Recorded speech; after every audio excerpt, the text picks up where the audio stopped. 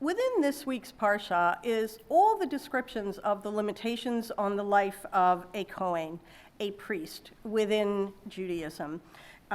It's a life that's going to be devoted to others. It's a life that discusses the care of the body and the care of the soul.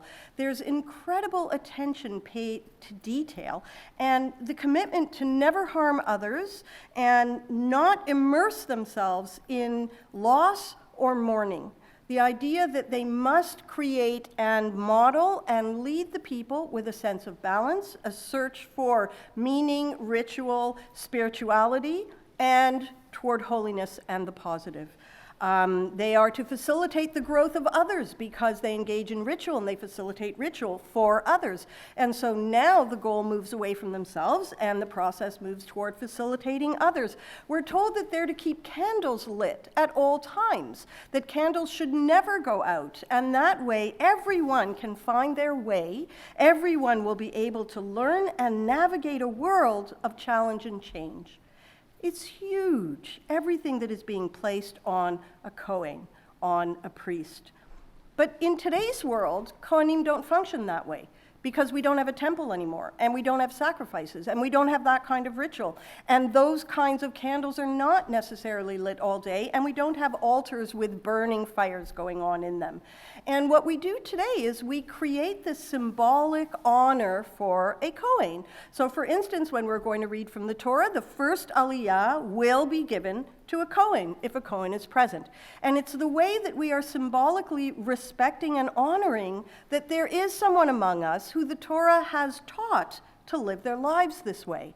It's our way of giving a nod, a bit of a tip of the hat to the Kohen, because it's not functioning that way anymore. But we are never forgetting that the Torah told us that it is. It is functioning in the way the Talmud tells us. So the Talmud says this is too important for us to lose. We lost the temple. That's enough.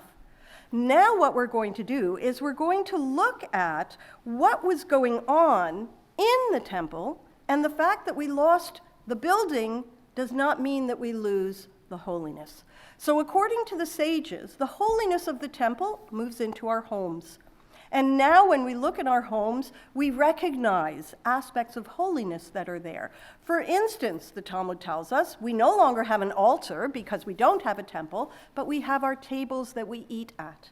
And in the same way that we would bring food to the altar and share it with others, we bring food to our table and we share with others. So that traditionally on Shabbat, we would be inviting people home to share a meal with us. And many of our holidays involve opening the door and saying, please come in and share a meal with me. Not because we're nice, but because our table has now become a place of holiness and I nourish others. And that is how I view the table that goes on in my home. We're also told by the rabbis that the various places in our home actually create various degrees of holiness. And if we're looking for the most intense in our homes, the rabbis say, it's the place of intimacy. That becomes the Holy of Holies. So we didn't lose the temple. We lost a building.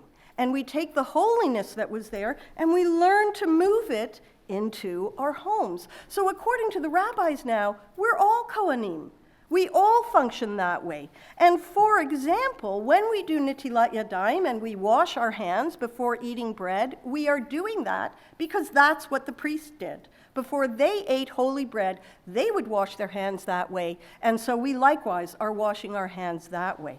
When we bless our children Friday night, we put our hands on the heads of our children and we speak the words of the priestly blessing.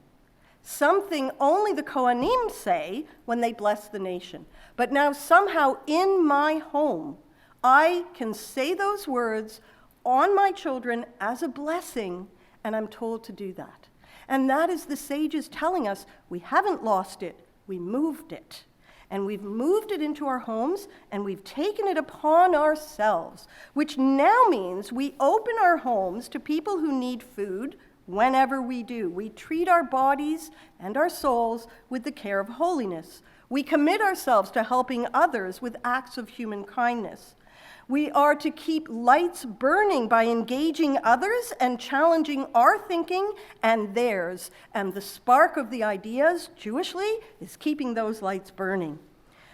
We cannot help others grow if we judge them. We had ancient judges in our text. They're not the priests. And therefore we know that if we are now all priests, it means judgments need to be left aside so growth can occur. We are devoted to trying our best and knowing we have joined together with all other Jews everywhere who have turned their homes into holy places.